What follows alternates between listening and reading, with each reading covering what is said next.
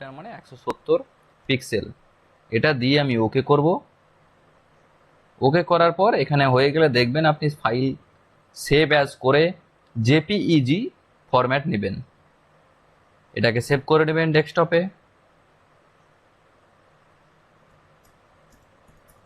Edited photo আপনার পছন্দ অনুসারে নাম দিয়ে দেবেন এবং সেভ অ্যাজ টাইপটা অবশ্যই মেনশন করে দেখে নেবেন।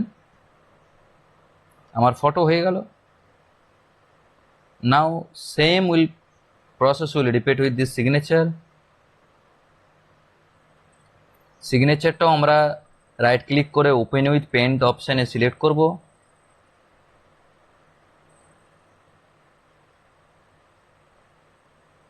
এখানে আমার সিগনেচারে অনেক হোয়াইট স্পেস আছে, সেই জন্য আমি একটু ক্রপ করে নেব।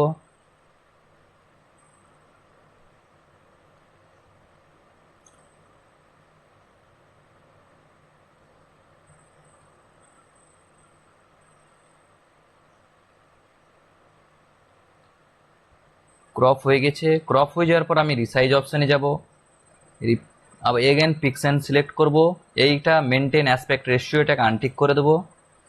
এখানে সিগনেচারের আমি সাইজ নিব হরাইজেন্টালি 3.5 সেন্টিমিটার, যেটাকে পিক্সেলে 132 পিক্সেল হয়, এবং ভার্টিক্যালি নিব আমি 1.5 সেন্টিমিটার।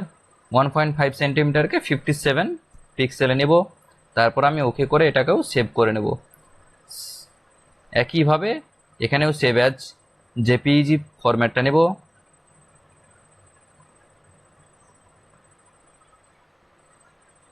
এডিটেড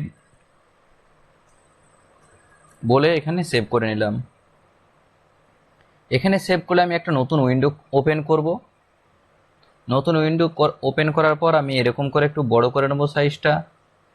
এইখানে আপনি দেখতে পাচ্ছেন পেস্ট অপশন বলে, এই পেস্ট অপশানে ক্লিক করলে এখানে আর একটা অপশান খুলে যাবে পেস্ট ফ্রম।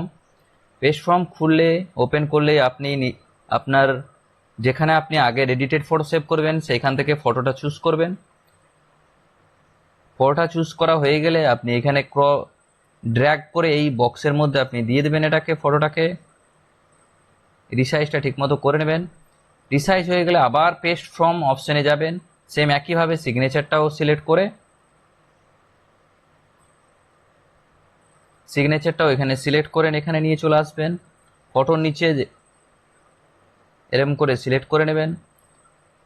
সিলেক্ট হয়ে গেলে আপনি এখান থেকে এটাকে রিসাইজ করে নেবেন ভার্টিক্যালি অপশানটা আপনার যতটা দরকার হবে। হয়ে গেলে আপনি এখানে সেভ অ্যাজ করে নেবেন। সেভ অ্যাজ জেপিইজি, যে ফরম্যাটে আপনার দরকার সেই ফরম্যাটে সেভ করে নেবেন।